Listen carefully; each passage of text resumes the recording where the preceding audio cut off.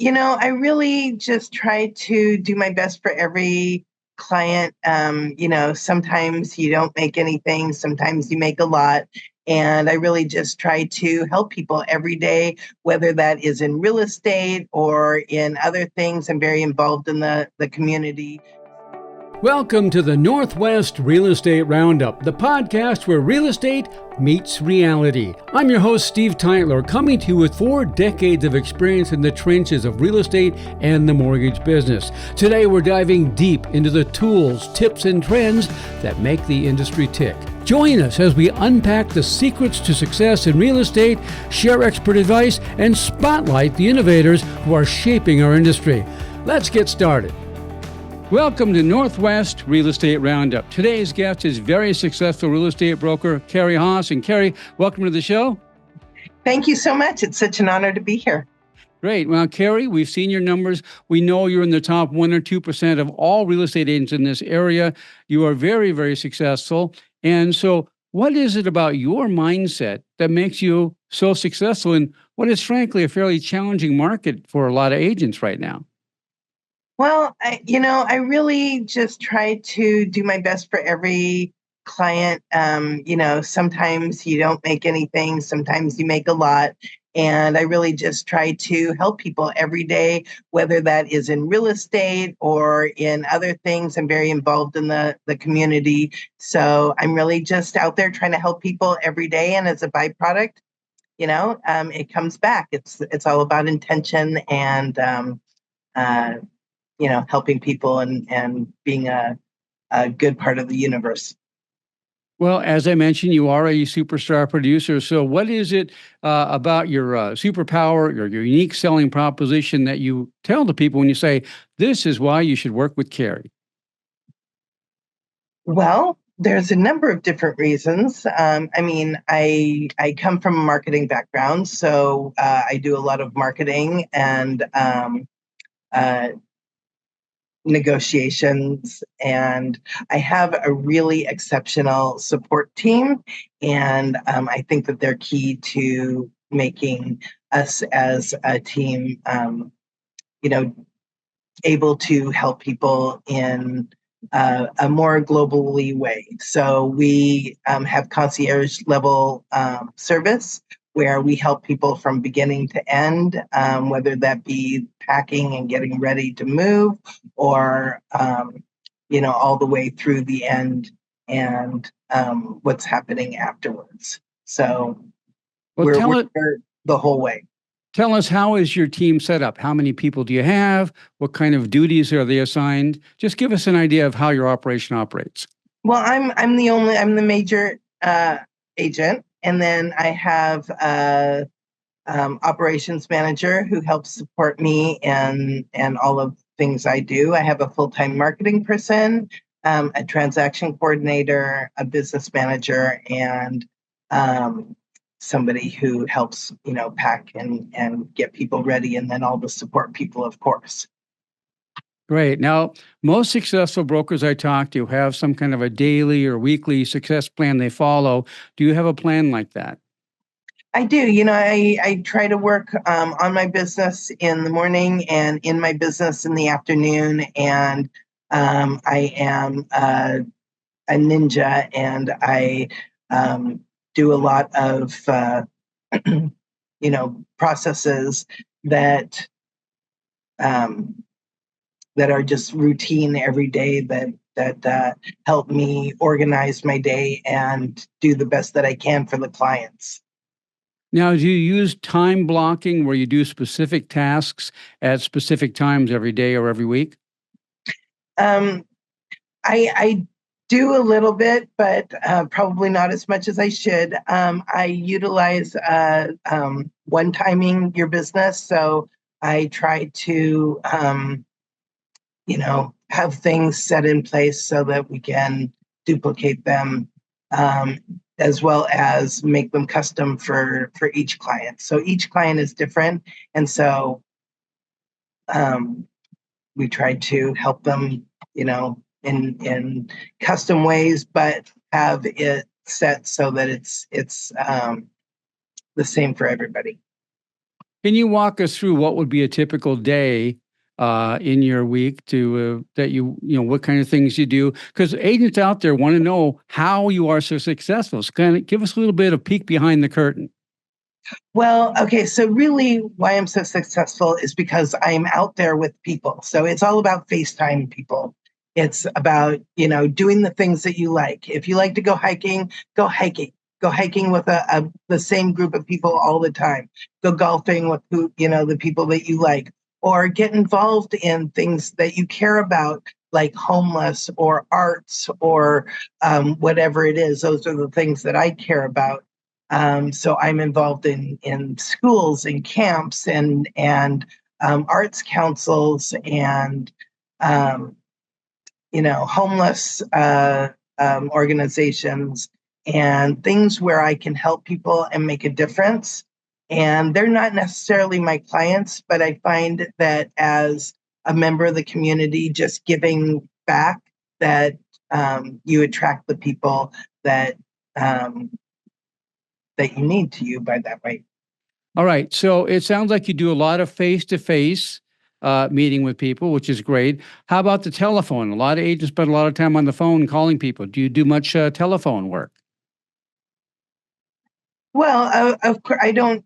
I call people just to check in with them and see how they're going. I don't spend a lot of time just like calling for business. I don't do lead generation or anything like that. I have every one of my clients, or almost everyone, I could count on one hand how many people found me randomly, but almost everybody knows me or knows somebody that knows me. So um, when I'm on the phone, it's generally for something specific like that. So. Well, that's interesting. You do a lot of face-to-face meeting with people, which is always the best, of course. Now, what about social media? Do you use social media at all? Well, I have a full-time marketing person whose job it is to get my listings out there and make sure that my clients have the best representation. And then, of course, she's also, doing other social media just for our group as well, although she focuses on our clients for the most part. Now, do you record videos? What do you do specifically that to use social media, if anything?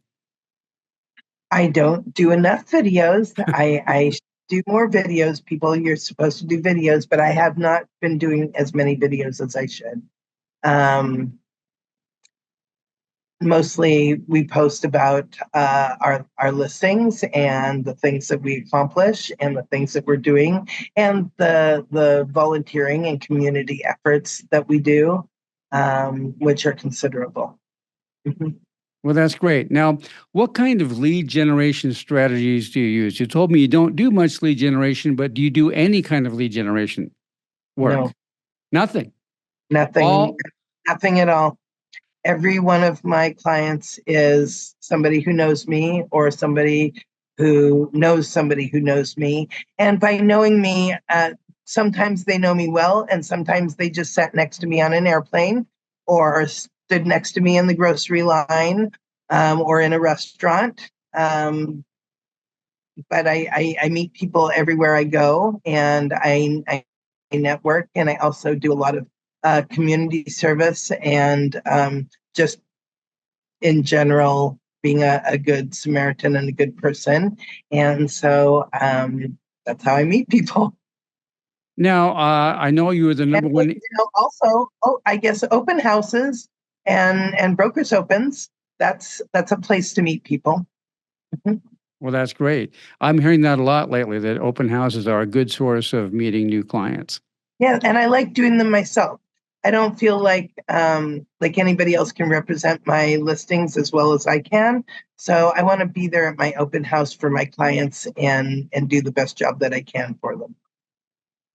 Well, that's great. Now, uh, do you primarily work with listings, selling homes, or with buyers agents, as a buyer's agent, I should say? It's really, my business is really 50-50. Some years it's a little more sellers, some years it's a little more buyers. I mean, it really depends on the market. but I'm not heavy either way in general. I'm You know, lucky to have both, and I love working with both. I'm very passionate about real estate. Real estate has always been my obsession and my passion. I had a marketing company for many years in Bellevue and Seattle, but I have always looked at real estate on the weekends. And when I sold my company many years ago, um, I just, I did philanthropic work for a number of years and found myself, helping my friends find real estate because that's just naturally what I was doing with my off time, and eventually decided to get my license. So and you are the number one agent in your office for many years, correct? for many years. And you did all of that primarily from face-to-face contact with people. Is that right? Right. Well, that's Yes, good. it's because I'm involved in my communities um, and work to help people. So it's um, Yeah. Well, a that good that place to be when you're already in the places where people know you, like you, and trust you. It makes it easy because they know that I always do what I say I'm going to do, and I take that very seriously. I feel that way towards the agents as well as towards the clients. I always want everybody to be able to trust me and know that I'm doing what I said I was going to do, and well, so I that's stand great. behind that. That's great. A lot of brokers have different strategies. Some do a lot of social media, some do a lot of telephone marketing, and yours is face to face, getting involved in the community. So that's fantastic. Now, we're recording this in mid July 2024. How do you see the market right now? Well, it's interesting. It's definitely, slow like it is generally in the summer, unless of course it's COVID, then it wasn't slow at all. Um, but it's slowed down a little bit for listings, although I just put a listing on Tuesday that is going absolutely crazy. So it's really kind of hit and miss, um, and really depends upon a lot of factors. Um, and it matters how you present your home, and it matters, what sort of advertising you're doing. And, it's no longer are the days of just, put it on the MLS and watch it fly. There's some work to be done. But if you do the work, it still turns out great. So I'm pretty happy. What kinds of mistakes do you see sellers making in this current market? Overpricing. The high cost of overpricing is that you will sit on the market and you will get much less for your home than if you right price on the low side. Are you seeing a lot of sellers resistant to price their houses to the market? In other words, are they still hoping for that high price from the peak of the market? They are, because even though it's the summertime, they're feeling like they should get the prices of the frenzy in March and April. And when you don't have that frenzy, it doesn't happen that way, because buying and selling homes is a very emotional thing, right? It's emotional for the seller, but it's also emotional for the buyer. And so there's a lot of factors that are going into that. And so that drives price quite a bit. What are you seeing on the buyer side right now? I'm seeing the buyers are slightly reticent because of the interest rates, although it's actually an excellent time to buy. We all know that as soon as interest rates dip slightly, prices are going to increase much more than the cost of the interest would have been. So it is a good time to buy, but buyers are a little more picky. There's just not a lot of inventory still. So even though we don't have that much inventory, buyers are being a little more picky about it, and wanting to wait till they get the right thing because of that interest rate. Right. Now, I'm in the mortgage business, and we hear from our clients, well, maybe we'll wait for home prices to come down because they keep reading all these stories about the housing crash coming, and that never comes, but they keep hearing about it.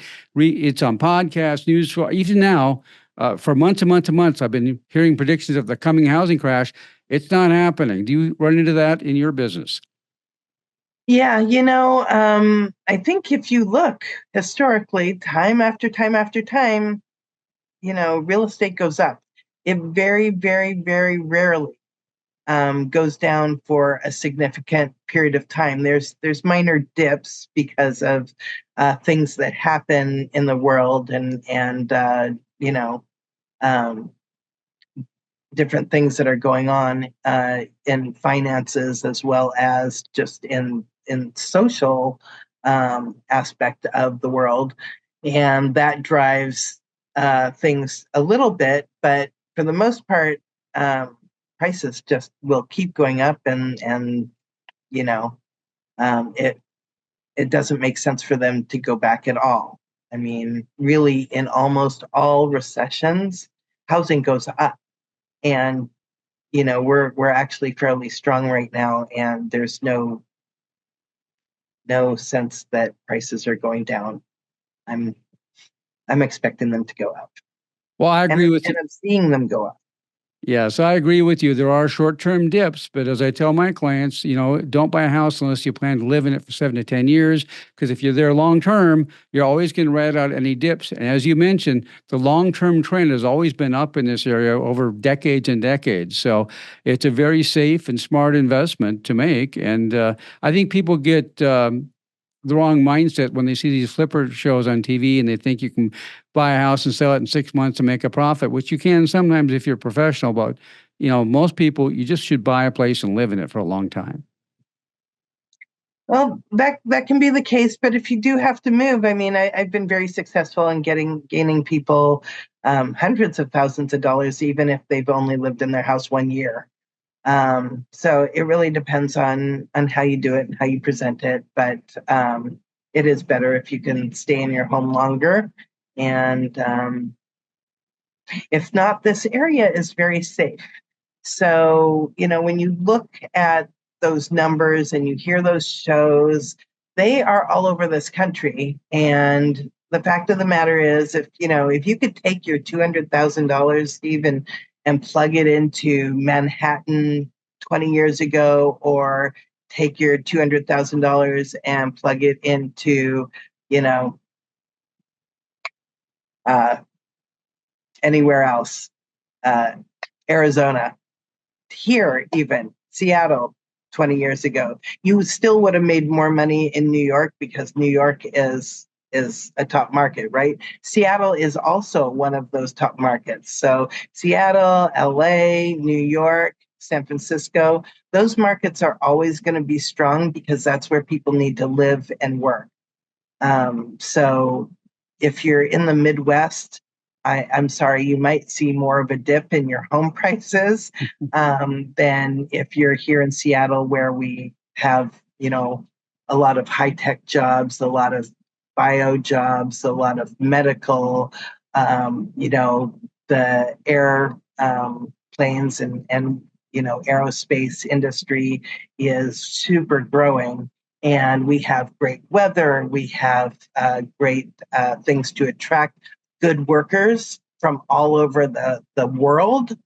So, as well as good schools, which is really important to the smart people of the world. So here is never going to be a bad investment anywhere in this whole area.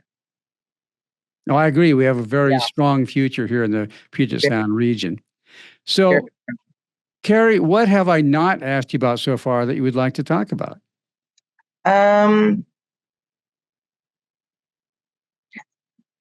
Be good to each other. You know what the best part of this for me is being able to work with other good agents and to collaborate with each other and help the clients the best way we can. It's so much better than being adversarial and so some agents try to be difficult, and I just want to collaborate with all of you and make sure that your clients are happy, make my clients happy, make us both look like rock stars, and everybody have a wonderful life. Well, Kari, you've been a very successful broker for a very long time. So let me ask you this. Is there one moment or one achievement that you are most proud of during your real estate career? Well, I've had some really exceptional people refer to me, and I'm very, very proud to have those high-level people refer to me. However, I don't know if it would be appropriate to actually talk about that.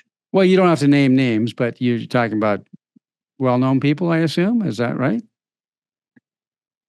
Well-known and high level in the real estate market, where they would have the choice of any real estate broker, and very proud that I'm chosen time and time again.